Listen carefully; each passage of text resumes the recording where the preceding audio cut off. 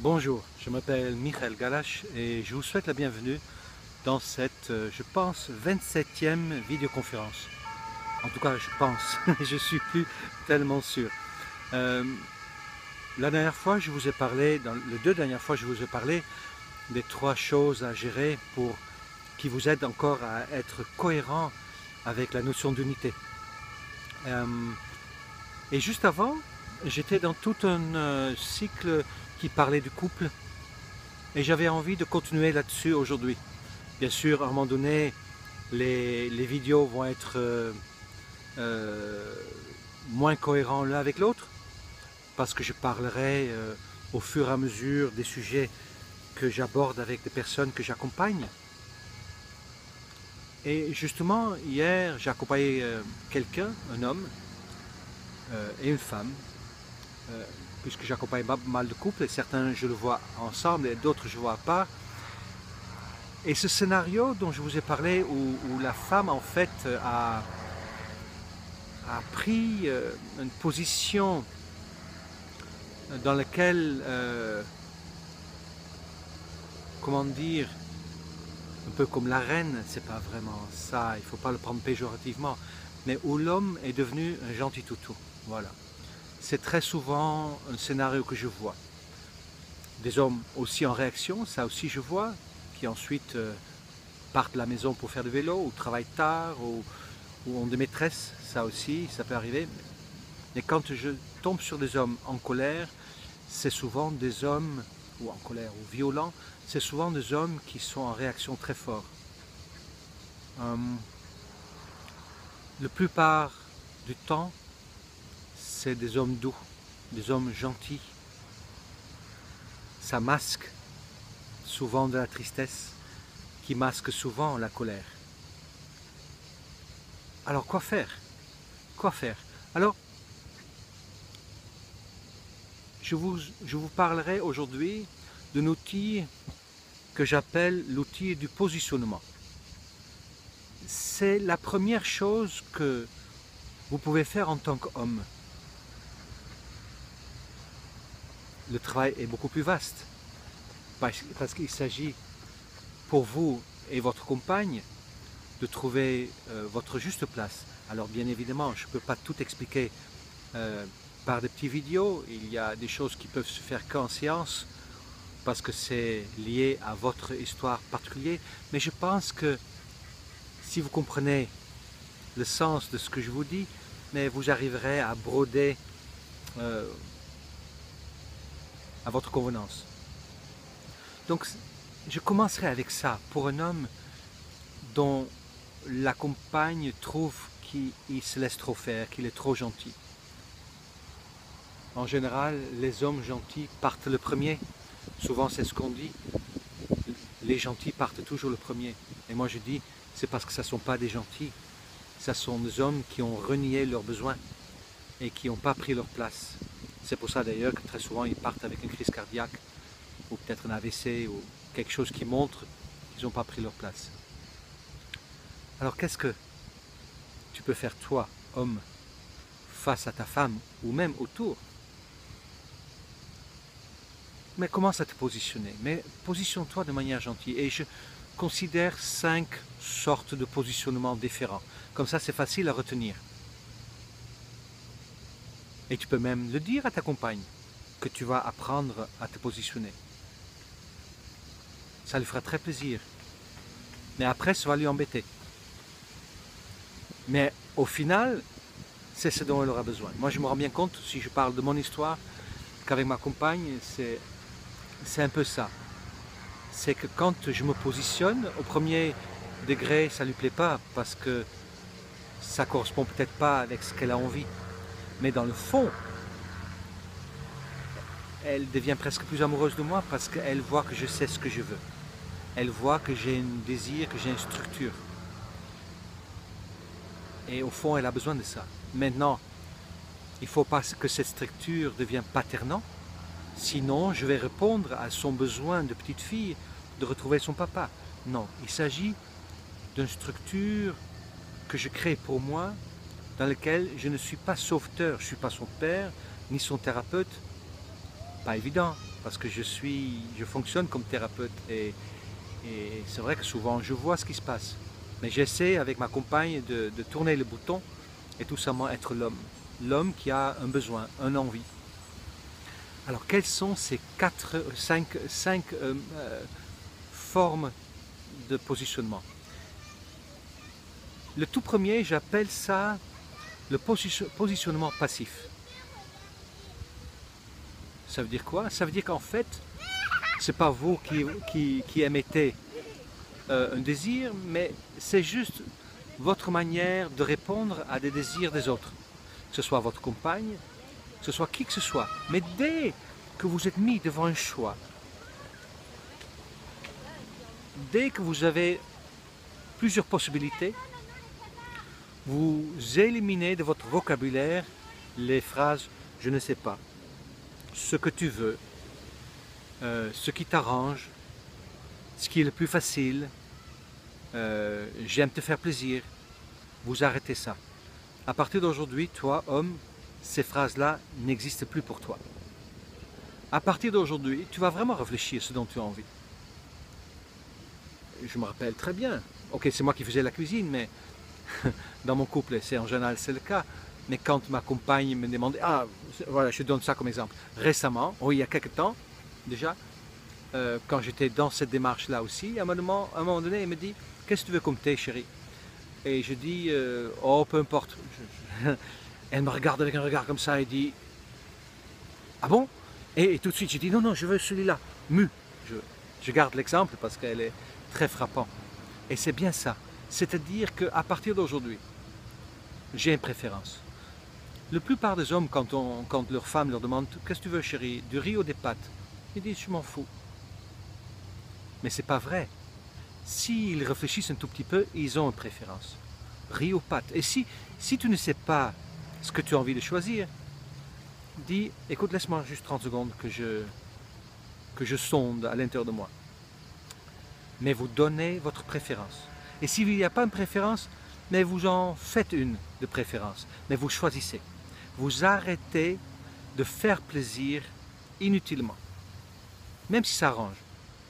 Peut-être du coup, elle va être obligée de faire des riz et des pâtes. Peu importe. Mais vous donnez votre avis. Si elle vous dit j'ai envie d'aller au cinéma, tu viens avec moi, et vous réfléchissez. Et peut-être vous dites, mais écoute, j'ai très envie d'être avec toi, mais peut-être pas aller au cinéma. Je préfère aller au théâtre. Le fait que vous avez deux envies différentes, ça ne veut pas dire que ça ne marche pas. Non. Vous avez dit ce que vous voulez, elle a dit ce qu'elle veut. Et à partir de là, vous regardez de quelle manière vous pouvez faire. Chacun de son côté, chacun ensemble dans un de deux choix. Ou nulle part, ou choisir un troisième lieu. Mais ce qui est important, c'est que vous le dites. Et quand vous dites non, d'ailleurs, dans votre positionnement, quand vous dites non, je n'ai pas envie de ça, faites très attention de dissocier dans la proposition la personne de l'acte, de la proposition de la personne. Si par exemple ma compagne me dit j'ai envie d'aller avec toi au cinéma ce soir, chérie, que vous ne dites pas non, je n'ai pas envie d'aller au cinéma. Parce qu'elle va entendre, je n'ai pas envie d'aller au cinéma avec toi. Dites simplement, soyez très clair, j'ai très envie d'être avec toi, chérie, ce soir, mais peut-être pas aller au cinéma. J'aimerais faire un câlin ou d'aller faire une promenade. Mais dissocier les choses pour qu'elle ne prenne pas ça de manière personnelle. Donc à partir d'aujourd'hui, vous choisissez. Une fois que vous avez pris l'habitude, vous passez au positionnement numéro 2. Et je dirais, ça c'est le positionnement actif. C'est-à-dire que la difficulté pour beaucoup d'hommes, c'est que nous sommes déconnectés très jeunes de nos envies, nos besoins. Quand on est seul, oui, on arrive, mais souvent ça tourne autour de la même chose. Et il faudrait trouver des idées. Et ce que moi je fais, c'est que quand je vois des gens faire quelque chose de sympa, je le note et je fais une espèce de liste de possibilités. Et de temps en temps, j'en sors une et je le propose à ma compagne. Et quand je propose quelque chose, je m'engage. Je ne dis pas est-ce que tu aimerais bien faire l'amour avec moi ou est-ce que tu aimerais bien aller au cinéma avec moi? D'accord, quand vous m'entendez, vous pouvez croire que je fais que l'amour et que je vais qu'au cinéma, mais C'est juste pour l'exemple que c'est facile. Non, je dis, je m'engage. Je dis, j'ai envie d'aller au cinéma avec toi. Est-ce que ça te dit? Parce que si je dis, est-ce qu'on peut aller au cinéma ensemble, je suis son fils. Si je dis, on va au cinéma, je suis son père. Si je demande, est-ce que tu vas aller au cinéma avec moi, c'est pas une demande. Je sonde en fait son envie. Non, je demande, je pose une vraie demande. J'ai envie d'aller au cinéma avec toi. Est-ce que tu veux bien m'accompagner? Alors, et là, vous mettez en place le positionnement numéro 2.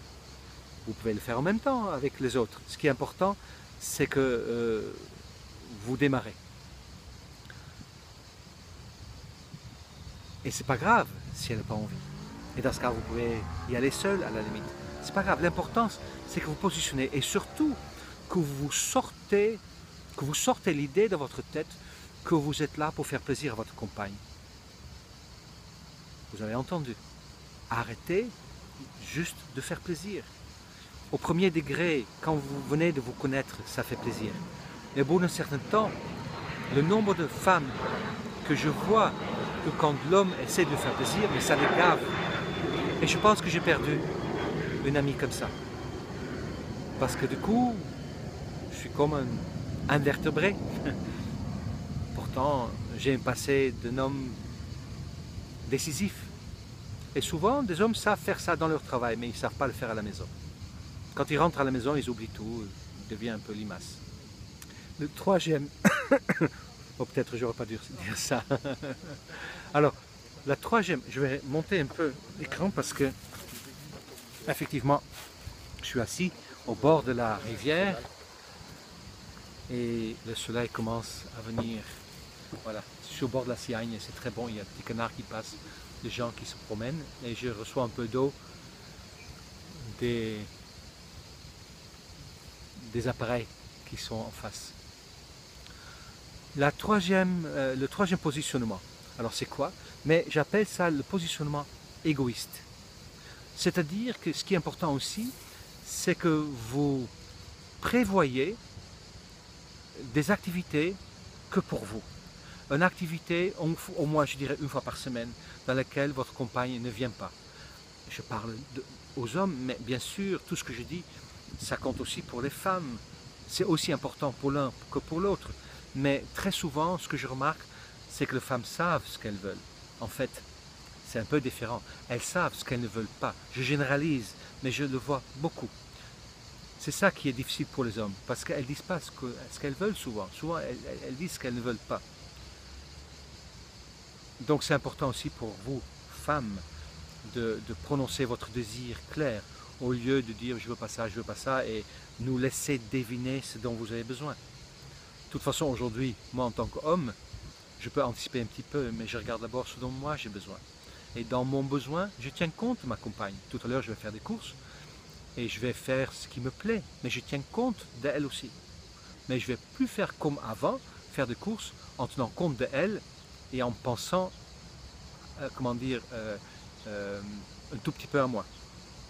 Donc, le positionnement égoïste, c'est-à-dire que choisissez une soirée où tous les deux vous faites des activités de votre côté, avec des copains, avec des copines, chacun de votre côté, du bowling, peu importe, où l'autre ne vient pas. Ça, c'est le troisième. Alors, le quatrième positionnement, c'est le positionnement fort, je dirais. C'est là où il n'y a pas de négociation possible. Je me rappelle comme ça, un jour, j'allais en stage, et quand je disais ça à ma compagne, elle dit « Oh, j'ai envie que tu restes avec moi ».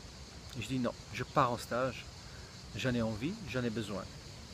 J'entends ce que tu me dis, mais c'est important que je suis mon besoin ou mon envie sans tenir compte du fait que tu as envie d'être avec moi.